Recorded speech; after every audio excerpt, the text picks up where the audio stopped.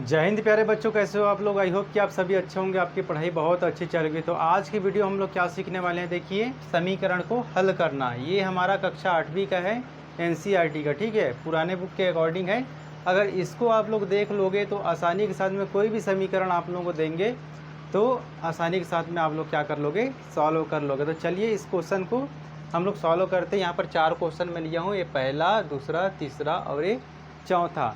तो बहुत अच्छे से हम लोग चलिए सॉल्व करना इसको क्या करेंगे, सीखते हैं।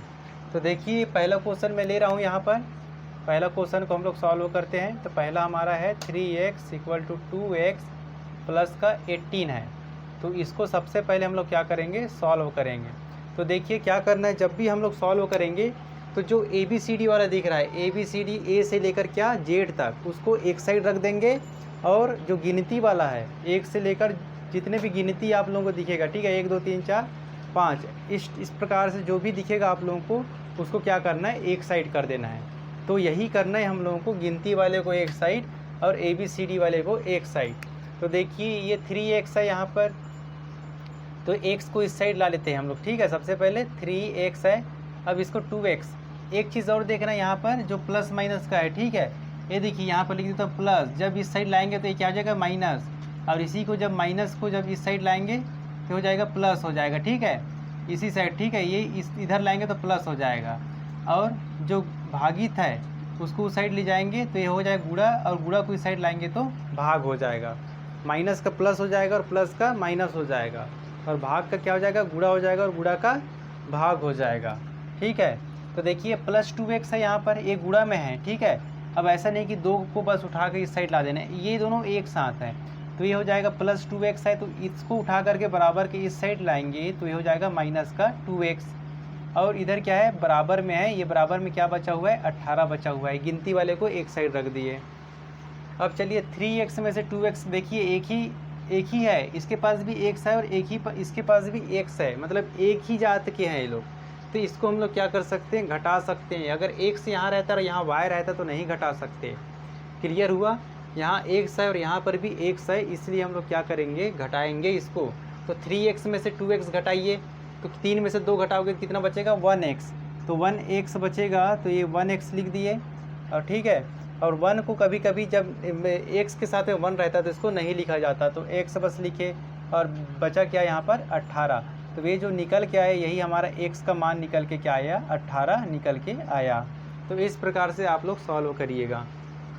अब चलिए दूसरा क्वेश्चन देखिए। दूसरा क्वेश्चन हमारे पास में क्या है, 5 है, t है, माइनस का 3 है, इक्वल टू 3 है, और ये t है और माइनस का 5 है। अब फिर से मैंने बोला था जो ABCD वाला है उसको एक साइड लिखेंगे और गिनती वाले को एक साइड भेजा देंगे।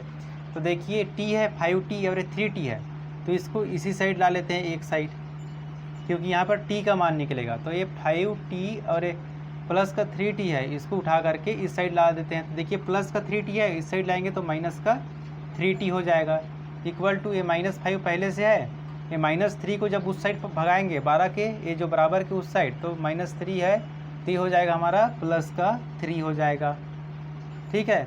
अब 5t में से 3t घटाइए, इसके पास t है, इसके पास t है, मतलब घट जाएगा, ये एक ही जात के हैं।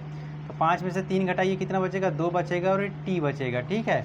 जब 1 रहता तभी नहीं लिखा जाता, 2t बचा है तो 2t लिखेंगे भैया, बराबर -5 में से इसको घटाइए, माइनस प्लस क्या हो जाता है, माइनस हो जाता है। माइनस और प्लस का गुणा करते हैं तो क्या हो जाता है, माइनस हो जाता है। तो 5 में से 3 घटाइए, कितना बचेगा, 2 बचेगा। और बड़ी संख्या के सामने कौन सा चिन्ह है, देखिए माइनस का चिन्ह है, तो माइनस का चिन्ह लगाएंगे। आगे सॉल्व करिए, t, अब ये t और ये 2 दिख रहा है, ये आपस में क्या है, गुणा में है। जब गुणा वाले को हम लोग इस साइड लाएंगे या उस साइड भी जाएंगे तो कहाँ चला जाएगा, ये भाग में चला जाएगा। तो भाग में ले जाओ, माइनस का 2/2 हो जाएगा, तो 2 एकम 2 और 2 एकम 2, तो कितना बचा भैया, t इक्वल टू माइनस का 1/1, मतलब माइनस का 1। तो इसका सेकंड का उत्तर हमारे पास में निकल के आया कितना, माइनस का 1 निकल के आया। अब चलिए तीसरा क्वेश्चन देखिए। तीसरा क्वेश्चन है हमारे पास में क्या, कौन सा, 5x है प्लस का 9 इक्वल टू 5x प्लस का 3x, ये हमारा है, ठीक है। चलिए इसको सॉल्व करिए। फिर से ABCD वाले को एक साइड लाइए, 5x है, प्लस का 5x है, इसको उठाकर माइनस का 5x इधर ला देते हैं, ठीक है। और और हमारे पास में कौन सा बचा देखिए, ये प्लस का 3x है, इसको भी उठाकर लाएंगे इस साइड तो कहाँ चला जाएगा, माइनस का 3x हो जाएगा। प्लस वाला है तो माइनस हो गया, ये भी प्लस वाला है, यहाँ कुछ लिखे नहीं है लेकिन इसके सामने में प्लस है, ठीक है। अब इक्वल टू प्लस का 9 है, इसको उस साइड भिजा देते हैं तो ये माइनस का 9 हो जाएगा। अब चलिए, जब भी आप लोग देखिए 5x है प्लस में है और 5x माइनस में है, तो 5x कटाएंगे तो कितना हो जाएगा, 0, मतलब ये कट जाएगा। 5x इसके पास भी है, इसके पास भी 5x है, दोनों को घटाएंगे तो 0 बचेगा ना, मतलब कट जाएगा, तो ये 0 बचेगा, तो 0 को नहीं लिखते। माइनस का 3x इक्वल टू माइनस का 9, ठीक है। अब देखिए माइनस का 3 है, x वाले को एक साइड रखेंगे, माइनस का 9, माइनस का 3 गुणा में है तो इसको जब उस साइड भेजाएंगे बराबर के उस साइड, तो ये हो जाएगा हमारा भाग में चला जाएगा। कहाँ चला जाएगा, भाग में चला जाएगा,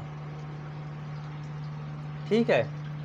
5x माइनस का 5x प्लस इधर माइनस,